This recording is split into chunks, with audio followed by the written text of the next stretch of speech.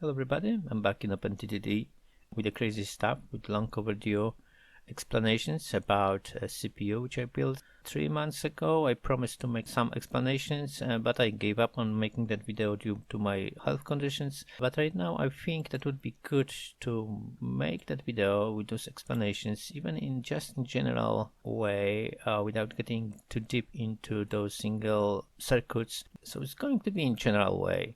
What they do, how they are connected, those elements, and how I control them. Important statement, I believe that whatever you see over here can be done better in a much clever way. I am an uneducated person. I never graduated any high school. I never learned any advanced mathematics, anything about the computer at my school. I never learned English at my school. So whatever I say, the way I say is the way I do understand English.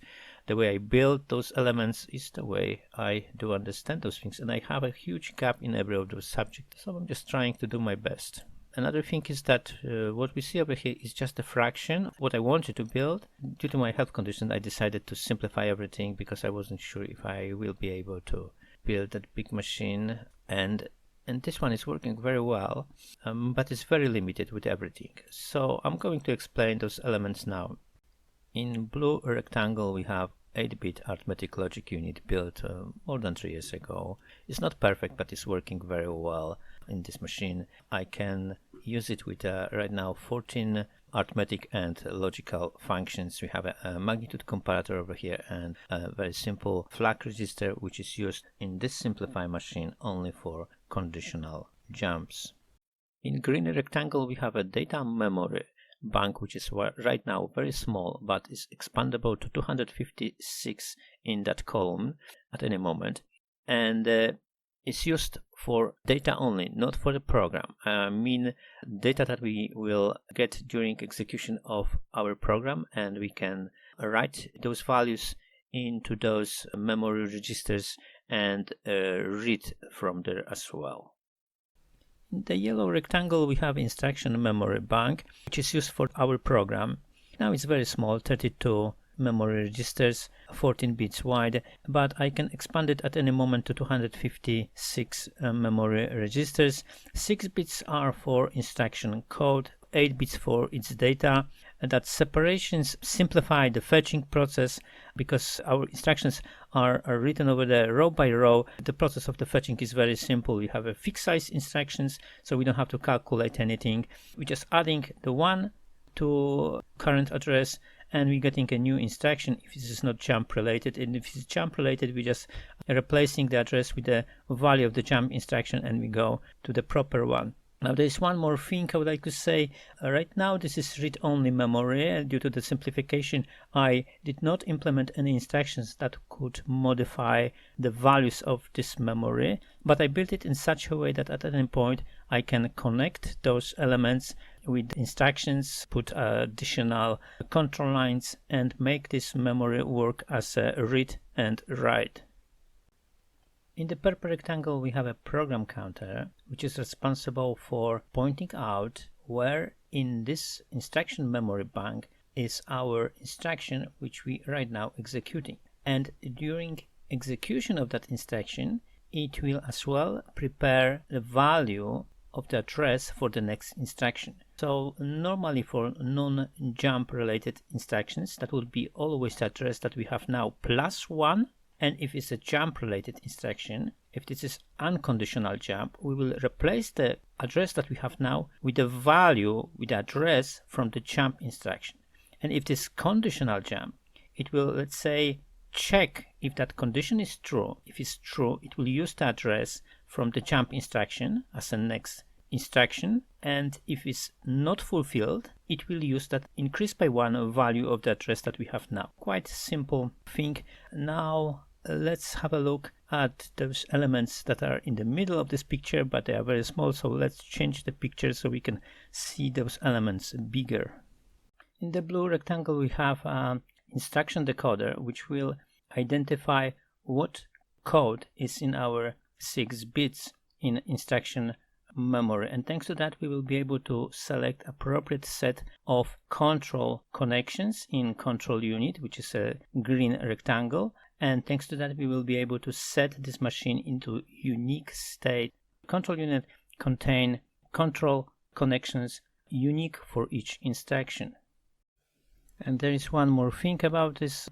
The program counter knows where the instruction is in instruction memory bank, but it doesn't know what it is. Instruction decoder knows what it is, but it doesn't know where it is in our instruction memory bank. In the orange box we have a very important memory lock. I call it anti-flicker, and the purpose of this memory lock is to keep our control line stable. There is a problem in OpenTTD with logic gates, actually with all logic gates. They are not perfect. In the certain circumstances the logic can be broken, and some of those logic gates can give you for the short moment a wrong result.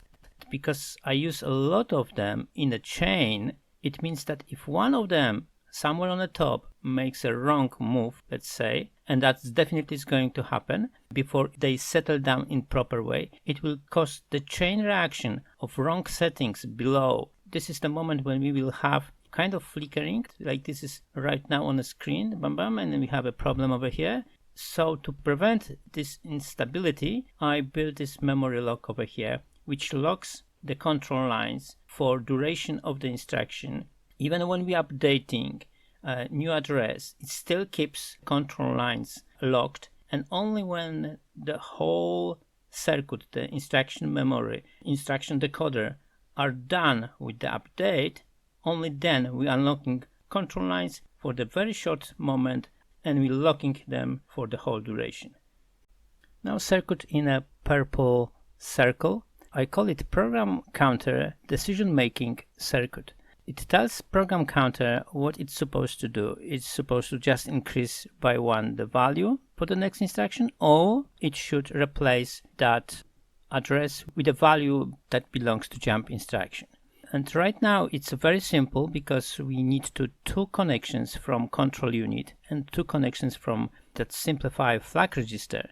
But if I have even one more conditional jump, it will require 2 additional inputs, and that circuit would be much more complicated. So I decided really to make it simple, and we have it like it is now. Maybe it will look when we were executing these things a bit silly, but it's working. So the most important is working, so I'm not complaining. Okay.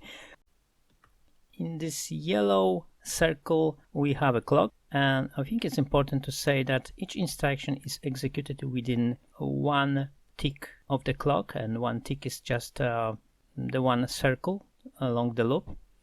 And I would like to talk about the clock when I will making an example, because right now it's not the best time, I think, so let's leave it for later.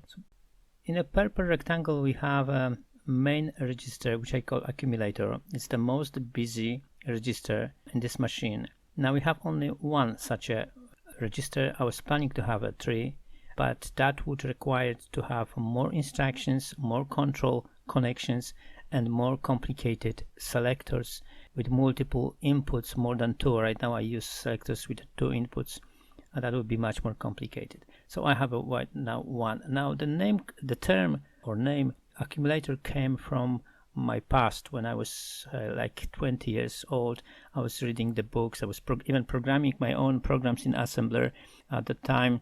And in those books there was explained that the main register was accumulating the multiple results of multiple executed instruction before it was stored somewhere else in the memory or whatever, and it sticks in my head. Sorry, so this is wrong name, I do apologize. I use this name accumulator because it sticks in my head for all the time actually. So that's accumulator, the main register, which will be actually almost constantly used for any exchange between memories and arithmetic logic unit as well. And now the last element that I would like to talk about before we go further, the red rectangle and the small green with the names north selector and south selector. They are actually the same designs. They are selectors. They have a professional name, but I'm not professional, so I'm off the hook and I just use the name that I do understand. Sometimes I call them switches. They're selecting one of 2 inputs. So they need 2 inputs, 1 control line and 1 output. But if I have, for example, 1 additional main register that could be an input. So I would need to have 3 inputs, 2 control lines, 1 output, and that would make this selector more complicated. So this is, let's say, simplified version. It's working very well. We have 4 such switches in the simplified machine, and one is in program counter circuit, another is in arithmetic logic unit, and those 2 are over here, and they are very important because they direct the signals from different sources to different destination, and I will show it in a moment. So that's actually everything I wanted to say about those elements right now, and we can show the connections. All those elements, without the right connection, they mean nothing. We can have them on the board, but now we have to connect them somehow. I'm just going to show you my way. Not necessarily is the most proper way. I don't know. It's working for me. So I would like to show what I've done. Maybe there's a better way, but I've done it this way and it's working quite well. So we start with the program counter, which is on the left top corner, the purple connection. That's our address for instruction memory. And thanks to that, we can select that instruction in the instruction memory bank. That 6 bits will be sent along that bright green line to our instruction decoder, which will decode what the value it is. And then thanks to that, we will get a appropriate set of control lines. The 8 bits go to 4 destinations. One destination goes to program counter and can be used when we have a jump instruction. So that would be our address for jump instruction. The second destination is our data memory, and it will be used for selecting a memory register in which we want to write something or read from there. The third destination through the north selector and will go to our second operand of our arithmetic logic unit. And so when we have A plus B, that would be our B. And now the fourth destination through both selectors, north and south, we can load that value into our accumulator. The data memory have got 2 destinations. The output through the north selector, we can load it into our arithmetic logic unit, second operand, B, and through those 2 selectors, north and south, we can get that value into our accumulator. Now we know that our accumulator could get those 2 values through the north and south selector from the instruction memory or from data memory, but as well through the south selector, we can load the result from arithmetic logic unit. And actually right now, this is the only memory register that we can use our result from arithmetic logic unit. Our accumulator goes to 2 destinations. So one goes to our data input of data memory bank, and we can store the value from accumulator inside that selected data memory register. And now the second destination is the first operand of our arithmetic logic unit. So if we have a plus B, that would be our A. And in our simplified machine, first operand is always loaded from accumulator.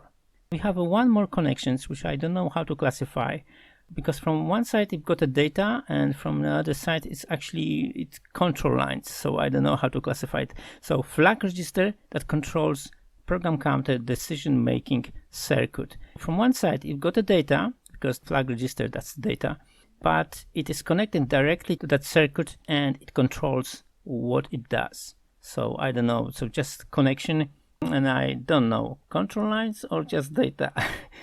Both of them. Now we have 2 elements. So we have all those individual circuits put on a board, connected, and it will not work as a CPU without the control connections. So now it's going to be, I think, the most difficult element of this video to explain the control lines. I will try to do my best. Those lines are output for our control unit and are actually our control connections. We start with those 2 on the bottom on the left hand side. That's for the program counter. Program counter requires 2 control lines, and about this a bit later. Then we have the third one is update accumulator or not update. The next one is update selected data memory or not update. Then we have a control for north selector, and we will decide over here if we want to put through that selector data from instruction memory or from data memory. Then the next one is update flag register. It is used only in the simplify machine with a compare instruction, and as well is only used right now for conditional jumps. Then we have a hold instruction. The hold instruction is used to stop execution of the program, stop the train circulating in the clock. Now the next connection, control connection, is update arithmetic logic unit operands, and as well it is connected to the clock and it will direct the train along one of the loops, smaller or longer. Then we have a south selector control, and we will decide over here if we want to put through that selector data from arithmetic logic unit or from north selector. Then we have a special, probably it's highly possible that this is the only one in this word instruction, which is controlling a selector in arithmetic logic unit and is, let's say, getting from arithmetic logic unit 8 high bits or low high bits. Why is that? Because I have division which is built in such a way that we getting two numbers, quotient and remainder, and I connect it in that way that after we, let's say, make division, our accumulator will be loaded with the remainder. And now if I want to have the quotient, I need to use this instruction, load accumulator with quotient, and that will load the 8 high bits from this result into our accumulator. That's why we have this 8 high bits, 8 low bits control line. The last 4 connections are for our arithmetic logic unit. That's a code. I have a 14 instructions, so I need to be able to identify the instructions. So we have 4 connections, 4 bits, and at the side of arithmetic logic unit I needed to build additional instruction decoder, additional control unit to decode those instructions, and that's it. Actually, that's in short about the control lines. And now it's time to execute example program that will demonstrate how the whole circuit a machine is working, how those elements cooperate together, and so on. So let's go to it.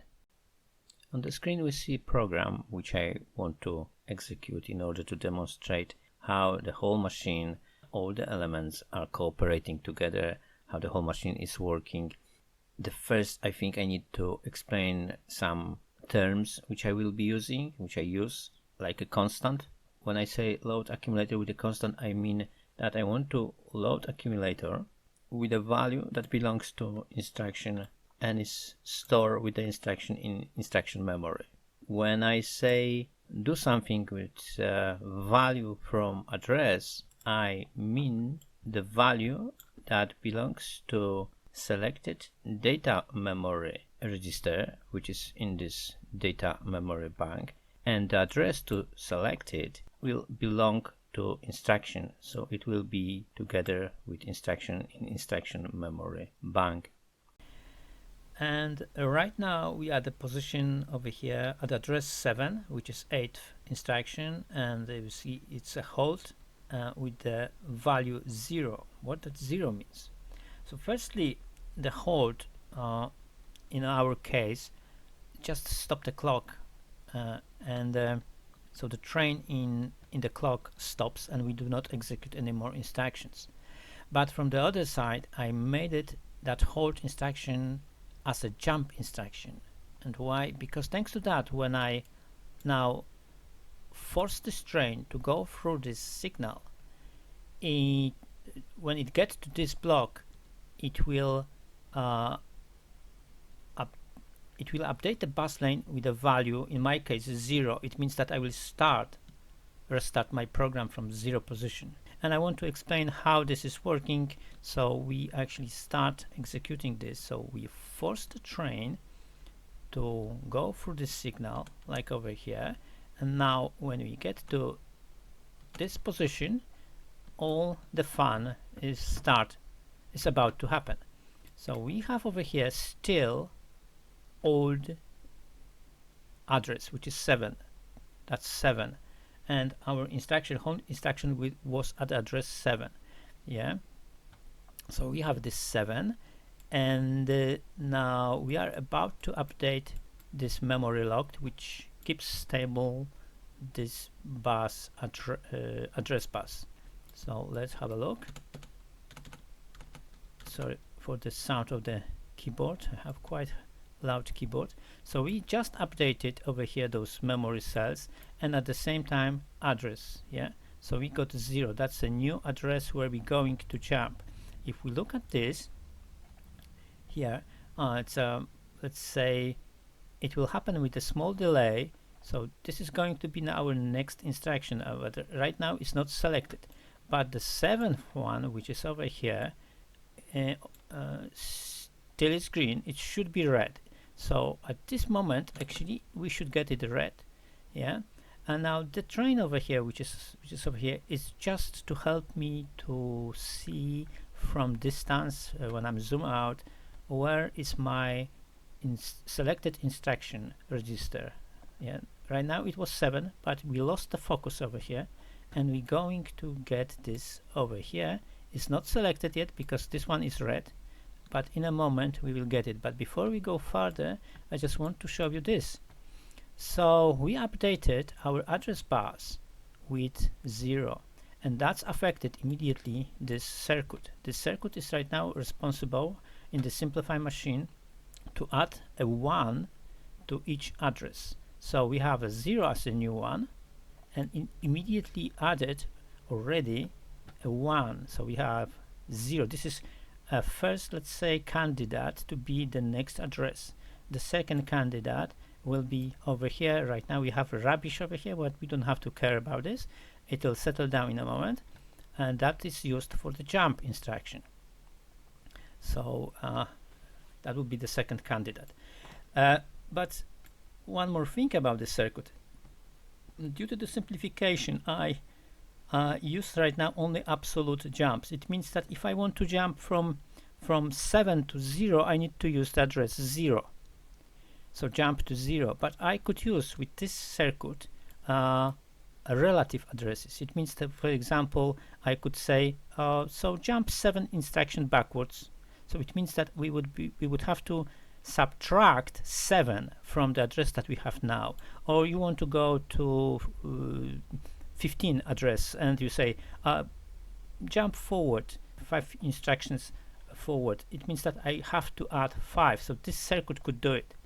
But right now I didn't implement any instruction. It requires additional circuits, so I didn't do it. And right now I use it only for absolute addresses. So we have a first candidate, and we still didn't select in a proper way this memory, but that's going to happen right now. And here we go. We've got a green, and we're selecting right now the first row, and the first 6 bits are the code, and then the 8 bits is the 5, our constant. And we should actually have it, if not now. Yeah, it's already now. So code for that instruction is 0, and data for that instruction is 5. That 5 goes as well to our program counter over here, and because we have still old settings, control settings, it got through the selector. That's why we have a special over here memory lock that it not allows to go it farther. So it is stopped over here, and that memory lock is unlocked thanks to this slow and longer train, and we will wait to appropriate moment to update this one as well. But if we look over here, so our instruction is not selected yet, because this one is red and is going to be our active instruction now, because that's the load accumulator with the constant. But it takes a time, so we can get that flickering on our lines, control lines. This one already lost the focus, lost the selection. So now we should have a mess over here, and actually it is, because now you can see almost all they are red, it's not supposed to, that could affect some elements in our circuit and thanks to this anti-flicker we avoided that problem. This will be updated when the train will pass those double signals over here. So what I would like to say now, so you can say at this moment our head is in new instruction, but our tail is still in the old one because the control lines are still set for the old instruction. So we actually one more thing. Oh no, let's wait. So our train goes this way, and at this moment we're updating the control lines in a safe way, let's say, and we immediately locking them, and thanks to that we have a new set of control lines. So program counter is set to 0 0, and it means that we will use the address +1 in our program counter selector. So this is supposed to be green over here, and our program counter, sorry for jumping, but there's no other way to do it. So our program counter will pass through that selector the value from increase by 1 value, and not the jump instruction. So we've got it already over here, and now this value is waiting for this train to unlock the lock. It'll happen sometimes in the middle of the clock, and so we can safely update that value. So that's it. And now what else?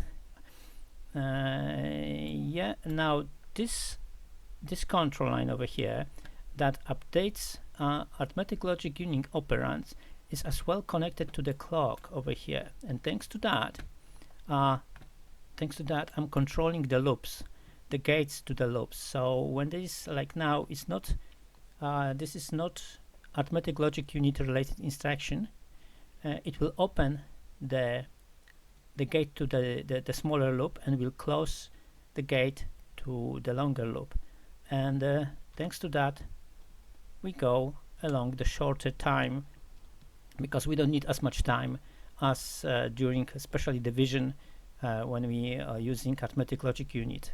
So we don't need as much time, so we go along the shorter loop, and and this is actually it for this instruction. Everything is done. We just need the time for all logic gate to settle down, and most of the time at this moment, at the half of this, everything is settled down. So we could even make it shorter, but I left it this way. There are other things that I forgot, almost forgot to tell.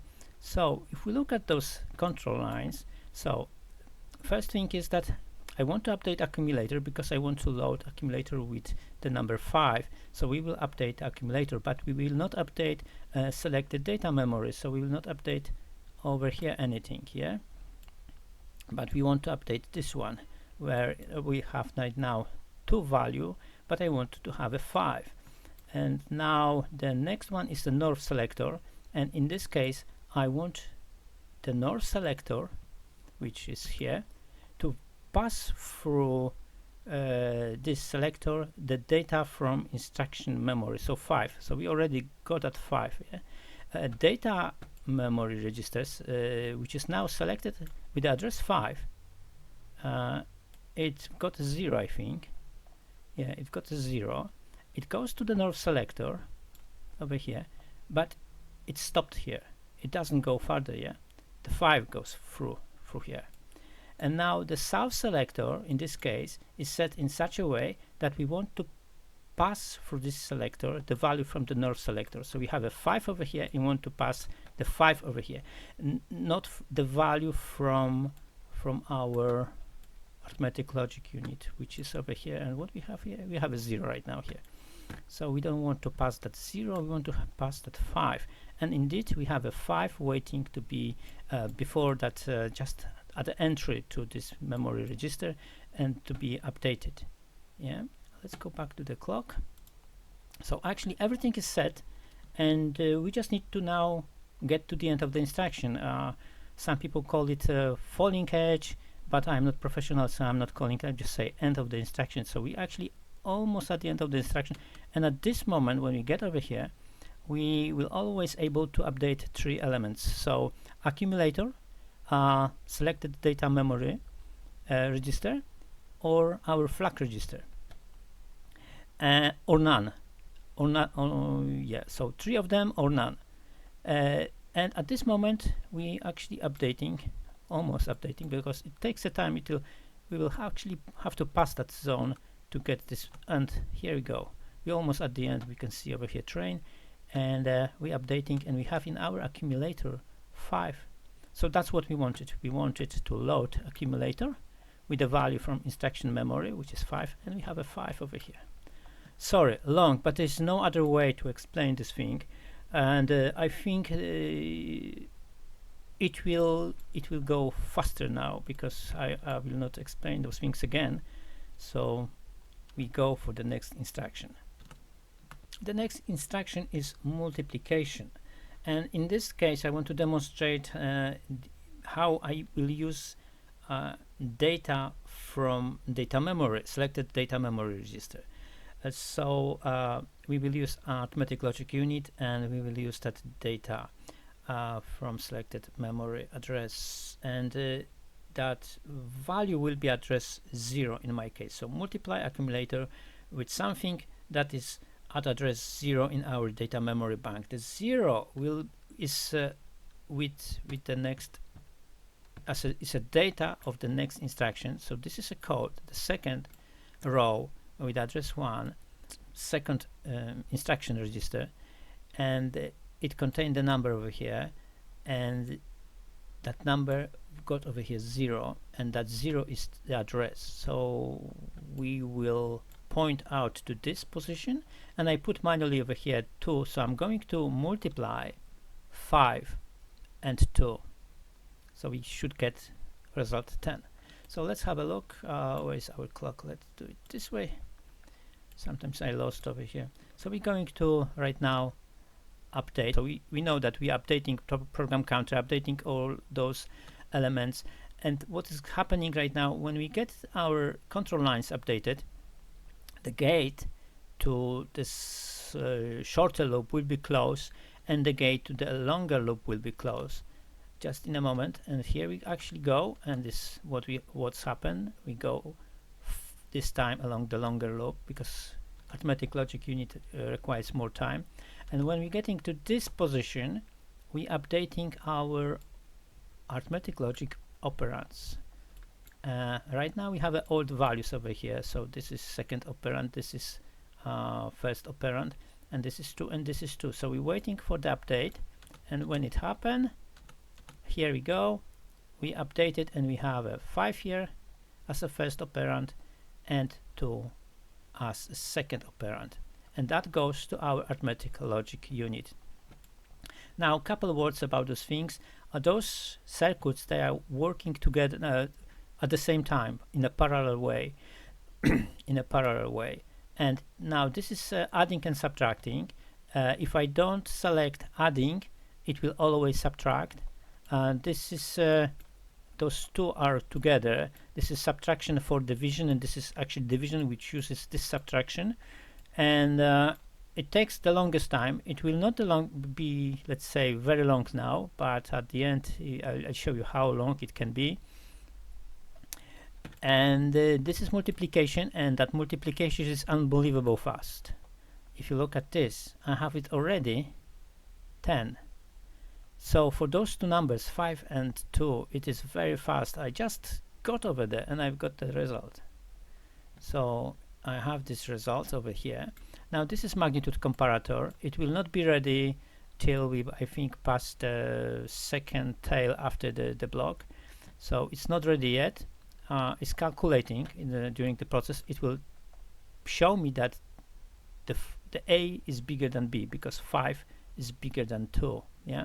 So in a moment, this is universal logic unit, which will give us a rubbish now, because we need to select the proper instruction, and this is a bit selector, which actually is working constantly. If I don't select it properly, I notice that it's actually calculating, shifting in a circular way the A to the right. So that was 5, so that's we have now looks like it shifted 1 bit to the right, and that lost bit, the red one, got into the highest position, the most significant bit over here. So this way, but it is wrong. We will not use it. It is not what we wanted. We want to have multiplication.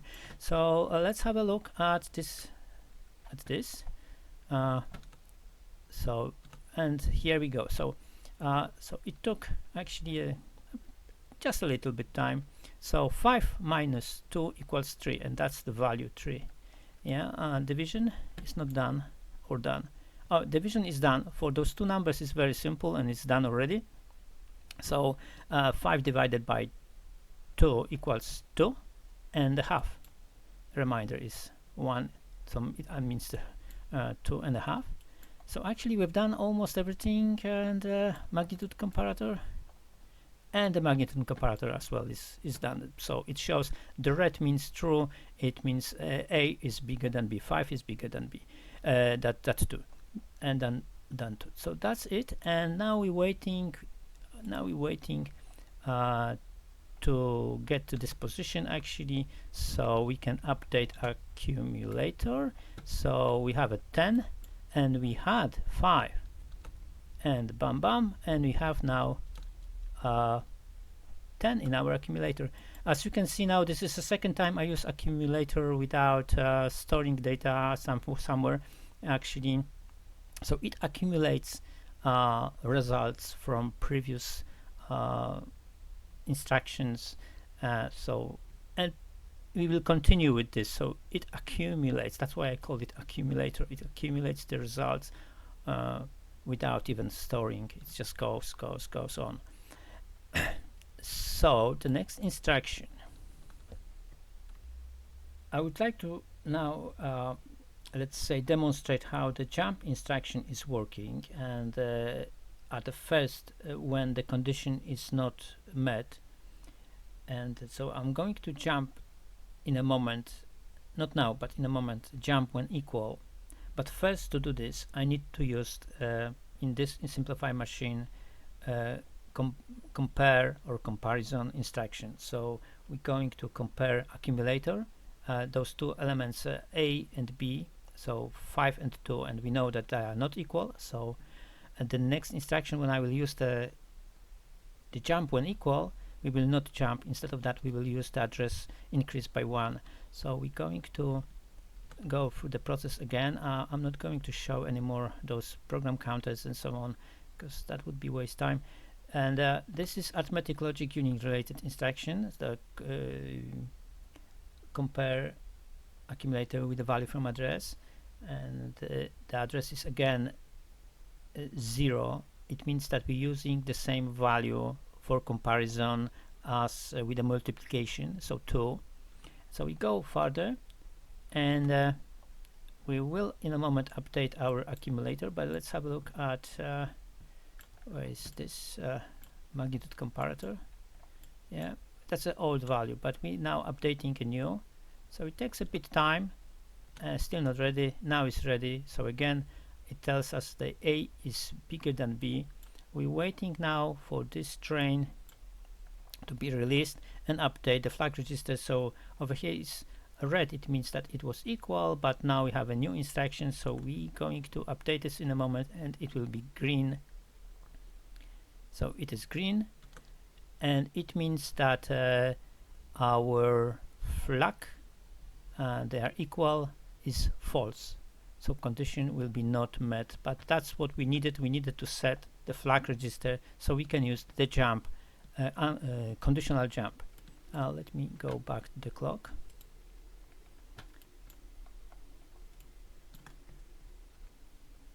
The next instruction is jump when equal. If it is equal, let's say we will jump to the label ending. That's a 7th instruction about 6 address, yeah, and but it's not equal, so the condition is not met. We will not jump.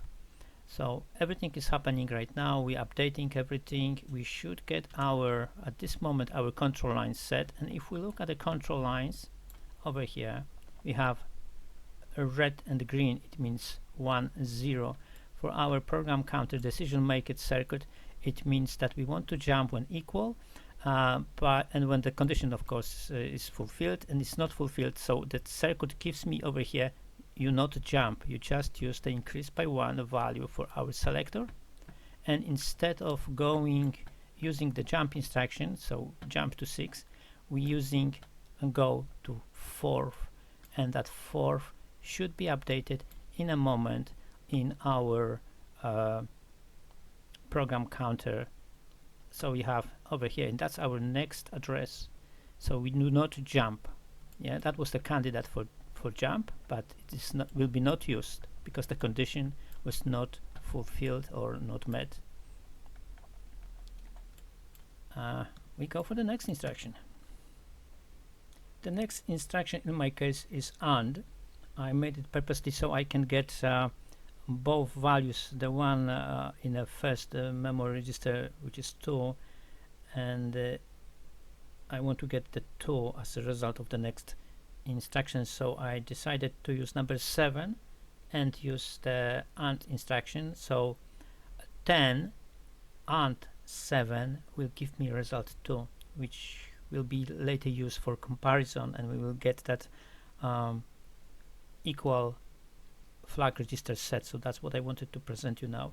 So we're going to now make an AND with the value, with the constant 7.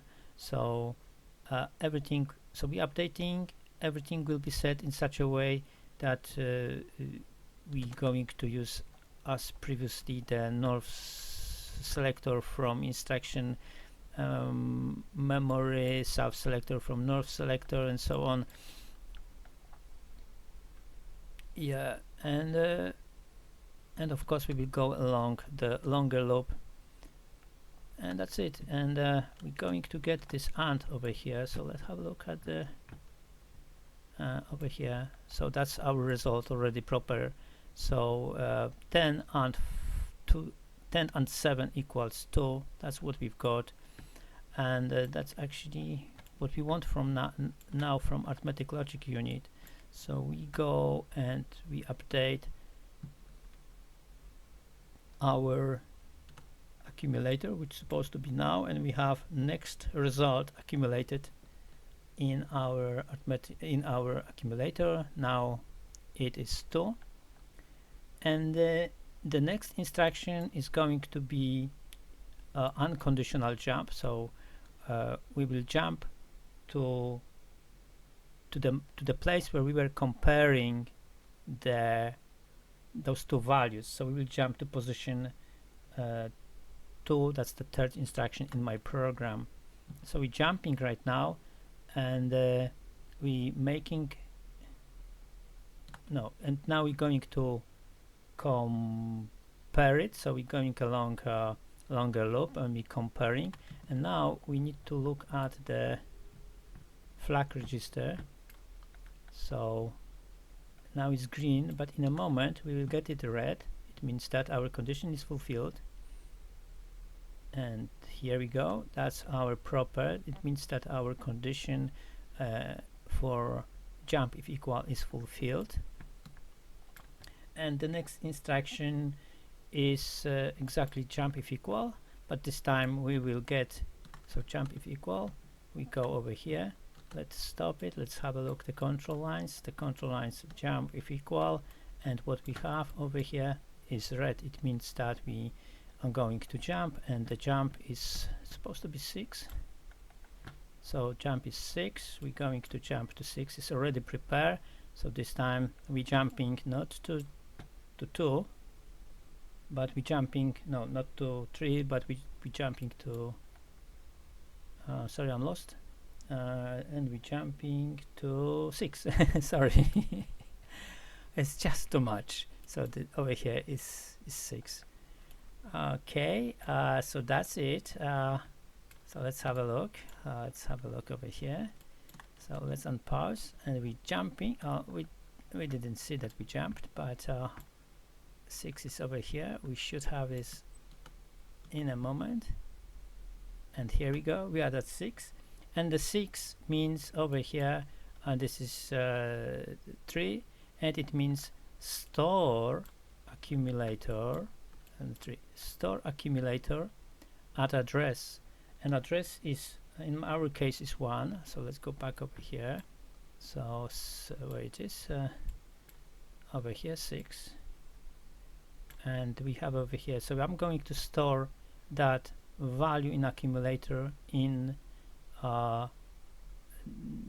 memory register 1. So let's have a look. And I think I didn't change the value here, so we have a 2. Let me do it this way. So we have pause. Let me change it so we can see the change. Let me do it this way. Let me do it this way. We need to allow this train to change things and lock. Now let's change this way. So we'll lock it, and then now we will see that this memory register we change to 2 in a moment. So we go, oh, maybe what's happening over here, we have a different connections. Of course, this time we do not update accumulator, but we are updating selected data memory register. Yeah, so that's what will happen in a moment. So if we look at this, when our train will reach the update position, we will update over here, and we will get over here too. Yeah, and actually this is the end of the program. We have still one to go, the halt instruction, which is the next one. So the next instruction is the halt instruction, and that's it. We reached the end of this video. It was very difficult for me, extremely difficult, especially because the English is really difficult to explain such a complex elements design with such a limited English skills. So I do apologize, but I've done what I could. I promised to show you how long this division takes, but I forgot about this, but I think it doesn't matter anymore.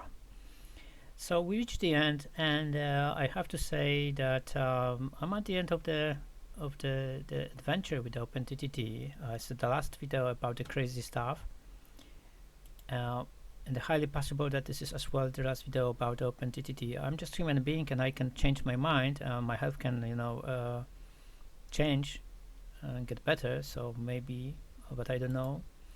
I hope that I will be able to make videos about Frostpunk that is coming, Frostpunk 2, and maybe Stalker. But not sure what will happen next. So a special thanks for 2 players, to my subscribers. I have them on the screen right now because I have a problem with the French name, how to pronounce it. Sorry, I have no idea how to pronounce it. I was trying and I can't figure it out how to pronounce it. So thank you for saying me that my work inspired you both, because that's what you said one day. And you creating your own designs, and they showed me, they share with me the designs, and they are great. I'm your fan, guys. You're doing great job. You should keep going. You are really great designers. So thank you for sharing. Thank you very much. Normally I say see you next time, but I think this time I need to say goodbye and good luck to everyone. Good luck.